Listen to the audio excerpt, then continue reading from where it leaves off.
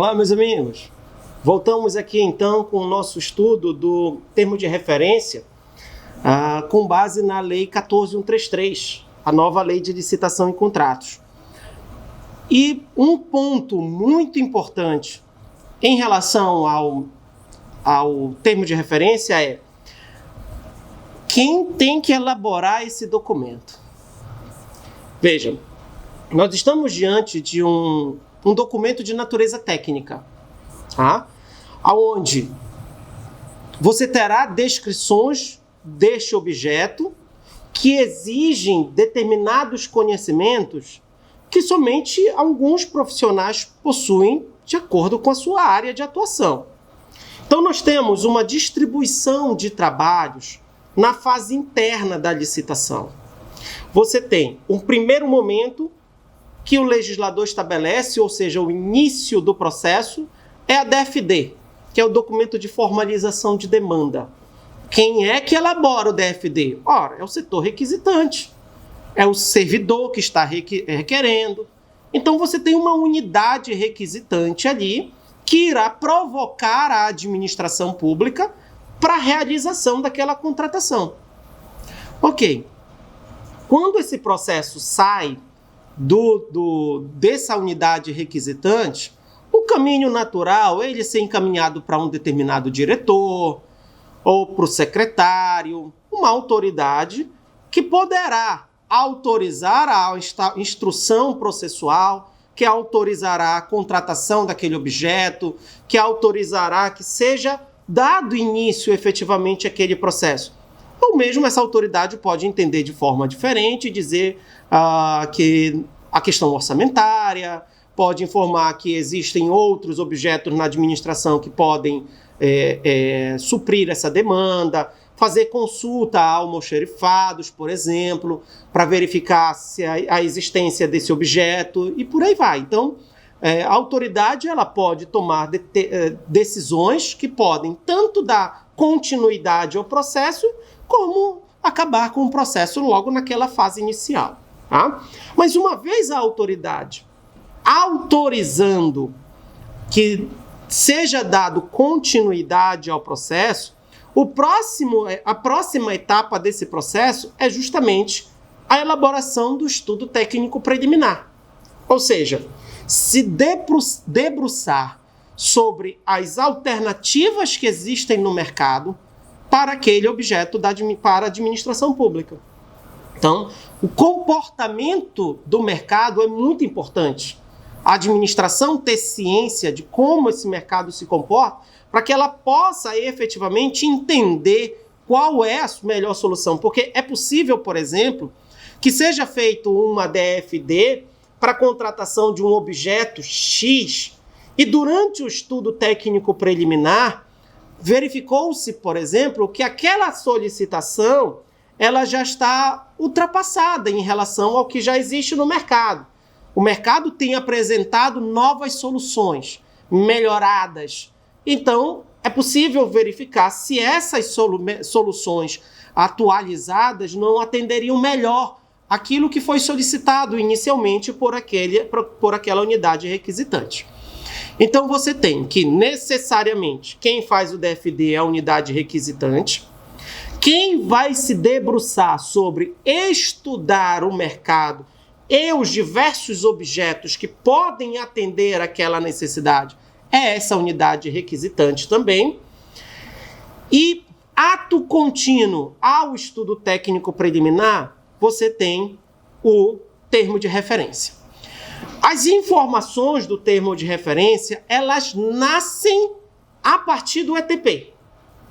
Tá? Por isso que o novo legislador, ele diz o seguinte, não é possível mais nós fazermos licitação onde alguém pede alguma coisa e algum setor pede alguma coisa dentro da administração e a gente vai logo já nascendo um TR, com descrição do objeto, com uma série de descrições e restrições que por vezes são feitas nesse TR sem nenhuma justificativa nos autos.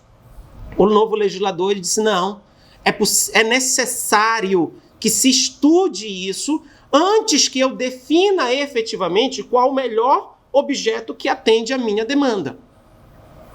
Bom, se eu estou diante desse cenário aqui, eu tenho a seguinte indagação. Então, quem elabora esse TR? Pelas regulamentações que a gente tem a respeito desse tema, inclusive no estado do Pará, com o decreto 2939, nós temos que preferencialmente, quem vai elaborar o TR é a unidade demandante, a unidade requisitante. Por quê?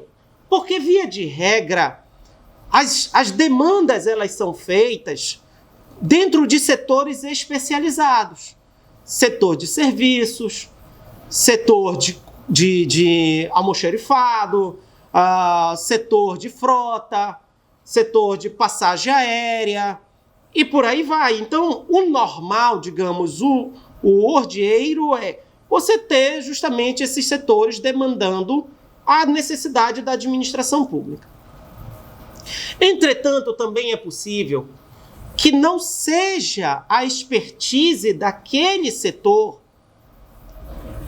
a descrição daquele objeto, que não está no dia a dia daquele setor, fazer descrições técnicas de objetos.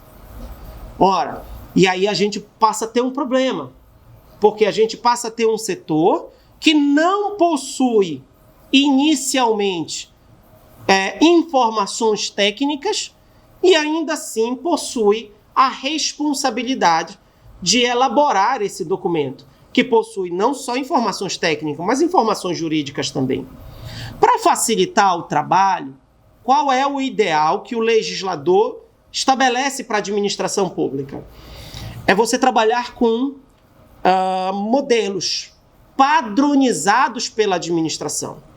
No momento em que eu tenho modelos padronizados, eu já produzi, eu já realizei os debates jurídicos normalmente travados nesses termos de referência, relacionados, por exemplo, à execução, responsabilidades do contratante, do contratado, sanção.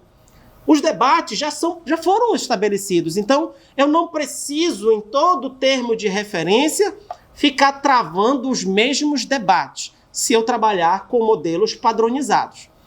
A partir do momento em que eu tenho um modelo padronizado para compra, para serviços comuns, para serviços contínuos, para serviços comuns de engenharia, estabelecendo aqui aquela diretriz do pregão, para terceirizações. A partir do momento em que eu tenho esses modelinhos aqui, eu facilito consideravelmente a vida, o trabalho deste servidor que não tem essa expertise de elaboração do TR. Ele passa a se preocupar tão somente com a questão do objeto. Bom, isso reduz a margem de erro de forma considerável.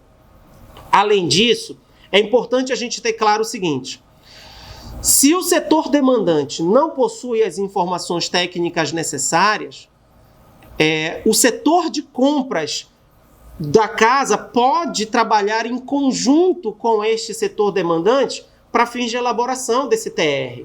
Então, nós passaremos a ter um setor especializado em compras, não necessariamente no objeto, mas especializado em compras, com informações de fundamental importância para ajudar este profissional na hora de elaborar esse termo de referência.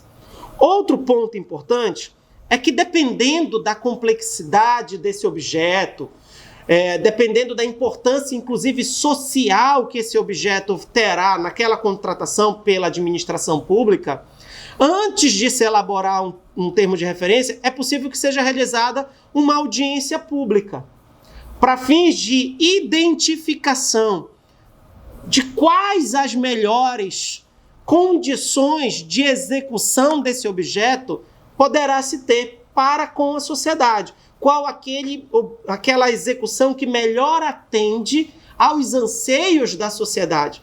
Porque a administração passaria a ser apenas um agente de contratação. O objeto não seria para a administração, o objeto seria para a sociedade. E aí, nessas situações de complexidade, situações que envolvam objetos de alto custo, O legislador, ele permite, hoje, ele orienta, melhor dizendo hoje, que é possível você realizar audiências públicas antes mesmo de pensar na elaboração de um termo de referência, ok? E aí a gente vai concluindo aqui a participação dos agentes públicos que irão elaborar esse termo de referência. Até o próximo encontro.